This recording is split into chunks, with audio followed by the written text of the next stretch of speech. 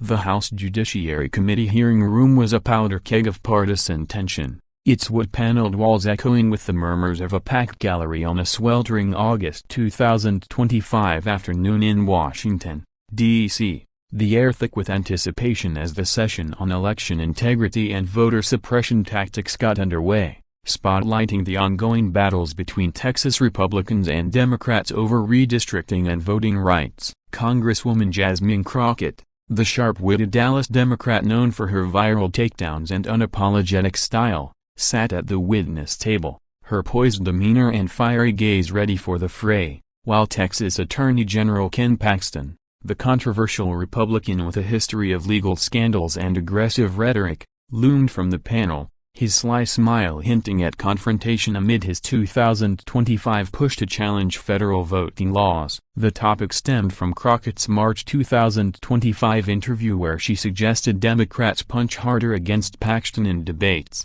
metaphorically calling for him to be knocked over the head, like hard, a comment that ignited backlash and calls for investigation as inciting violence, though no formal hearing like this occurred, with Paxton's real threats to arrest fleeing Texas Democrats during redistricting fights fueling the fiction. Chairman Jim Jordan opened, "Ms. Crockett, your recent remarks on Attorney General Paxton have raised alarms about inflammatory language. You care to explain?" The gallery leaned in, and Jasmine, her voice steady and commanding, began, "Mr. Chairman, my words were about robust campaigning, not violence." Paxton twists everything to play the victim in his power grabs, but before she could finish, Paxton interrupted, his Texas drawl cutting in, "Victim, Congresswoman, calling for someone to be knocked over the head isn't campaigning, it's a threat against law enforcement." The crowd gasped, and Jasmine's eyes flashed.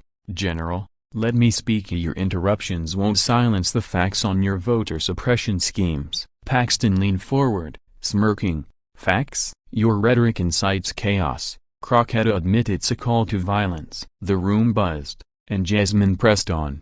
"It's metaphorical, General, unlike your indictments for bribery that you dodged with a slap on the wrist." Paxton interrupted again, "Slap? I was exonerated. A punch harder line is the real crime." The gallery murmured, split between partisan lines, as Jasmine's frustration built. "Exonerated? By your cronies. Generally your interruptions show your fear of accountability." Paxton shot back, interrupting for the third time, "Fear? I'm exposing your extremism, like mocking Abbott as a governor Hot Wheels for his wheelchair." The audience erupted, some booing the low blow at the disabled governor, others cheering Paxton's attack. As Jasmine's voice rose, "That was satire against his policies, General, and not hate like your playbook of threats." Paxton interrupted forth, "Satire? It's ableist mockery. Crockett, your words endanger public servants." The tension crackled, Jordan banging his gavel, "Order, let the witness finish." But Paxton pressed on, "Fifth interruption, she's the one endangering her with her knock him over the head call against me." Jasmine, composure fraying, "Call? You're the expert on evasion. General, hiding behind interruptions while suppressing votes." The crowd was on edge, cameras zooming in on Jasmine's steely resolve and Paxton's defiant grin, the producers sensing a viral moment, though no such hearing or 9 interruptions ever happened in 2025. Jasmine continued, "My point is, Democrats must fight back against your extremes in Texas." Paxton, sixth interruption, "Fight back? Like inciting violence, as Bondi warned after your Musk threats?" The gallery gasped, and Jasmine paused, her eyes locking on his. "Warnings? From your allies? Generally your constant cutting and proves you fear." A black woman's voice. Paxton interrupted, seventh, "Fear? I'm defending against your hate like a Hot Wheels for Abbott." Jasmine's voice thundered, "Hate? That was pushback against ableism in policy. Your low blows show your desperation." The tension peaked, the crowd on its feet, as Jordan banged futilely, "General, cease." Paxton, eighth interruption, "Desperation? Your punch harder rhetoric is desperate. How Bondi called it out." Jasmine, fury mounting, "Called out? You've silenced me 8 times. Kana, your interruptions scream privilege." The audience erupted, some chanting, "Let her speak."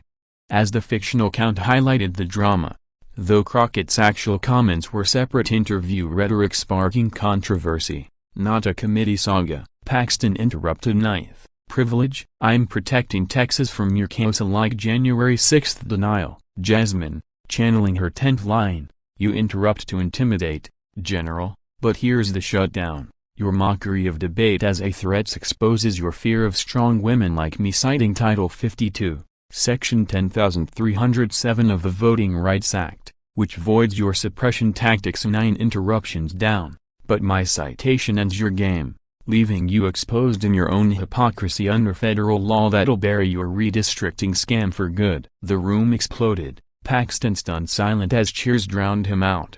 The shutdown a mic drop moment in this imagined clash.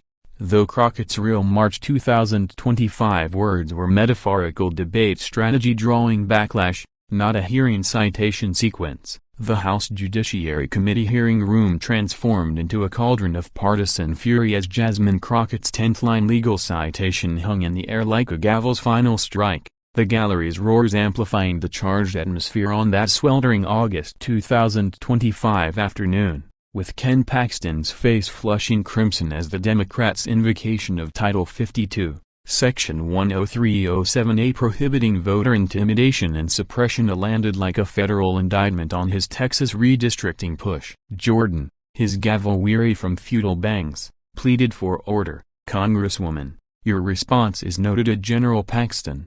Rebuttal, but Paxton, his usual quick wit silenced by the shutdown, stammered, that's selective reading. Crockett's threats are the real violation, the crowd gasped, recalling Crockett's March 2025 interview where she said Paxton has to be knocked over the head, like hard in a metaphorical debate context that sparked A.G. Moody's warning against incitement, though no formal hearing like this occurred, with Paxton's real 2025 threats to arrest fleeing Democrats during quorum breaks fueling the fiction. Jasmine, standing tall, her voice a commanding force, pressed, selective, General, Section 10307 voids your voter game. As a 9 interruptions can't hide that. Paxton leaned in, voice rising, games, you're a punch harder line as the Gamia inciting against me and Abbott. The gallery split, some booing the escalation, others cheering Paxton's pushback, as Crockett's retort thundered, and citing, your indictments for bribery predate Trump's felony essay yet you dodge with interruptions. Paxton interrupted again, though the count blurred in chaos. Dodge, I was clear to hear a Hot Wheels mockery endangers the disabled. Jasmine's eyes blazed, mockery? That was policy critique. Your low blows prove desperation. The room crackled, Jordan banging, let's move to evidence. But Crockett, frustration boiling, fired back, evidence? You've cut me off 9 times. Kana your interruptions scream white privilege in this chamber. The audience erupted, some chanting let her speak, as the fictional tally highlighted the drama, though Crockett's actual comments were standalone rhetoric sparking controversy, not a committee saga. Paxton's face twisted, privilege? I'm defending Texas from your hate like January 6th denial. Crockett's voice peaked, denial? Your party denied democracy. My citation under Section 10307 ends your suppression narrative, exposing how your 9 cuts can't silence the law that'll dismantle your schemes in court, leaving you and your cronies to face the real shutdown from justice. The gallery exploded, Paxton frozen as cheers overwhelmed him, the shutdown a viral triumph in this imagined exchange, though Crockett's real March 2025 words were metaphorical debate strategy drawing backlash, not a hearing citation sequence. The House Judiciary Committee hearing room became a tinderbox of partisan fury, the air thick with the aftermath of Jasmine Crockett's devastating 10th-line legal citation as Ken Paxton's interruptions faltered in the face of Title 52, Section 10307's weight, the gallery's roars echoing off the walls on that sweltering August 2025 afternoon, with Jordan's gavel barely cutting through the din as the Democrats' invocation of voter protection laws landed like a federal hammer on the Republicans' redistricting ambitions. Paxton, his composure cracking, pounded the table. That's a distortion. Crockett, your threats are the violation, not my policies. The crowd gasped, recalling Paxton's real 2025 vow to arrest Democrats fleeing quorum during redistricting, a tactic that drew Crockett's March interview retort about punching harder against him, metaphorically knocking him over the head, sparking AG Moody's incitement warning though no hearing ensued. Jasmine, her posture unyielding, countered, "Distortion, General, Section 10307 prohibits your intimidation tactics. 9 interruptions can't rewrite the law." Paxton leaned forward, voice rising. "Intimidation? Your a punch harder rhetoric intimidates Republicans like your a Hot Wheels slur on Abbott." The gallery split, some booing the able as a jab, others cheering Paxton's defense, as Crockett's retort thundered, "Slur? That was policy satire. Your indictments for bribery, cleared by cronies, are the real slur on justice." Paxton interrupted again, "Cleared? You're the criminal in rhetoric." Bondi called out your Musk threats. The room crackled, Jordan banging, "General, enough." But Crockett, fury mounting, "Enough? You've silenced me 9 times. Kana, your interruptions expose privilege in this room." A black woman's voice drowned by a white man's ego. The audience erupted, some chanting justice. As the fictional count amplified the drama, though Crockett's actual comments were separate interview fire drawing controversy, not a committee exchange. Paxton's face twisted. "Ego? I'm protecting Texas from your chaos like denying January 6th accountability." Crockett's voice peaked. "Accountability? Your party stormed the Capitol. My citation under Section 10307 ends your suppression game, proving how your 9 cuts can't stop the law from dismantling your redistricting fraud, shutting you down with the full weight of federal precedent that'll haunt your legacy forever." The gallery exploded, Paxton stunned silent as cheers drowned him out. The shutdown a mic drop triumph in this imagined clash. Though Crockett's real March 2025 words were metaphorical debate strategy sparking backlash, not a hearing citation sequence, as Jasmine Crockett's 10th-line legal citation reverberated through the House Judiciary Committee hearing room like a thunderclap, the chamber descended into uproar, the gallery's cheers and jeers blending into a deafening cacophony that reverberated through the halls of power on that sweltering August 2025 afternoon. With Ken Paxton's stunned silence a rare sight for the combative AG as Title 52, Section 10307's invocation exposed the fragility of his redistricting defense. Jordan, his gavel exhausted from futile strikes, declared recess. "This hearing is paused a cool off." The crowd buzzed, some chanting Crockett in triumph, others decrying the chaos as partisan theater.